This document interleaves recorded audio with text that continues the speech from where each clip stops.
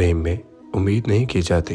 आप किसी के लिए क्या सोचते हो वो आपके स्वतंत्र विचार हैं, लेकिन वही स्वतंत्र विचार गुलाम तब बनते हैं जब आप किसी व्यक्ति से उम्मीद करने लगते हो।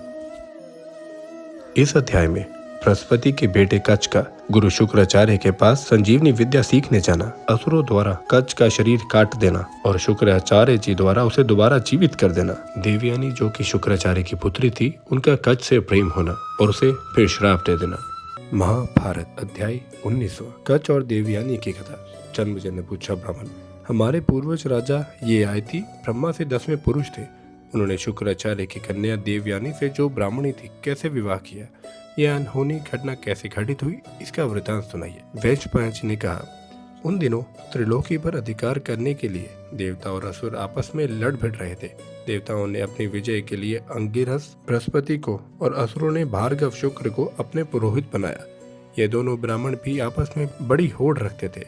जब युद्ध में देवताओं ने असुरों को मार डाला तब शुक्राचार्य ने उन्हें अपनी विद्या के बल से जीवित कर दिया, परंतु असुरों ने जिन देवताओं को मारा था उन्हें बृहस्पति जीवित न कर सके। शुक्राचार्य संजीवनी विद्या जानते थे परंतु बृहस्पति नहीं। इससे देवताओं को बड़ा दुख हुआ। वे घबराकर बृहस्पति के बड़े पुत्र कच्छ के पास गए और उनसे प्रार्थना की कि भगवान, आप हमारी रक्षा कीजिए, हम आपकी शरण में हैं।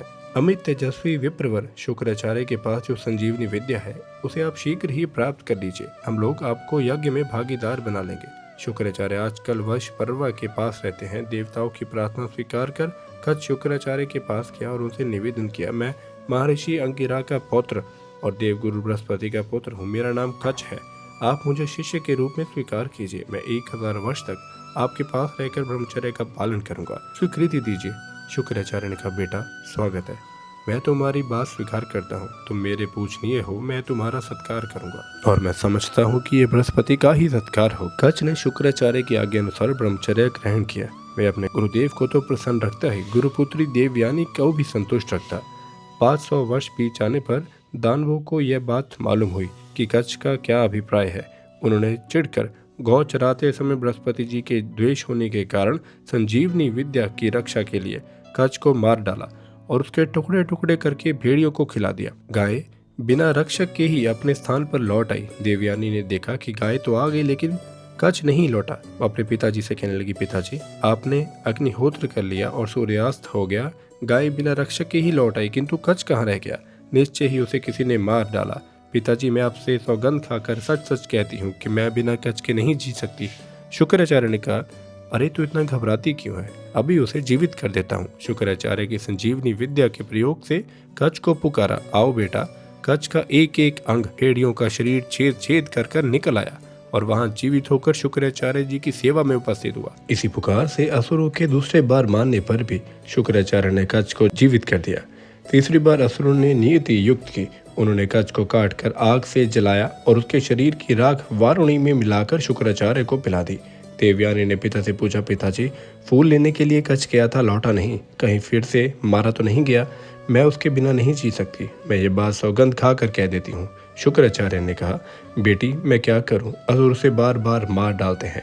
देवयानी के हट करने पर उन्होंने फिर से संजीवनी विद्या का प्रयोग किया और कच्छ को बुलाया। कच्छ ने भयभीत होकर उनके पेट के भीतर से ही धीरे धीरे अपनी स्थिति बतलाई। शुक्राचार्य ने कहा, बेटा, तुम सिद्ध हो। देवयानी तुम्हारी सेवा से बहुत प्रसन्न है। यदि तुम इंद्र नहीं हो तो लो, मैं तुम्हें संजीवनी विद्या बतलाता हूँ।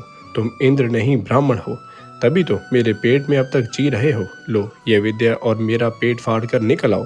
तुम मेरे पेट में रह चुके हो, इसलिए सुयोग पुत्र के समान मुझे फिर जीवित कर देना। कच्छ ने वैसा ही किया। प्रणाम करके कहा, जिसने मेरे कानों में संजीवनी विद्या रूप अमृत की धारा डाली है वही मेरे माता पिता है। मैं आपका कृतज्ञ हूँ। मैं आपके साथ कभी कृतघ्नता नहीं कर सकता। जो वेद स्वरूप उत्तम ज्ञान के दाता गुरु का आदर नहीं करता वह कलंकित होकर नरकगामी होता है। शुक्राचार्य जी को यह जानकर बड़ा क्रोध हुआ कि धोखे में शराब पीने के कारण मेरे विवेक का नाश हो गया और मैं ब्राह्मण कुमार कच्छ को ही पी गया। उन्होंने उस समय ये घोषणा की कि आज से यदि जगत का कोई भी ब्राह्मण शराब पिएगा तो वह धर्म भ्रष्ट हो जाएगा और उसे ब्रह्म हत्या लगेगी। इस लोक में तो वह कलंकित होगा ही, उसके परलोक भी बिगड़ जाएगा।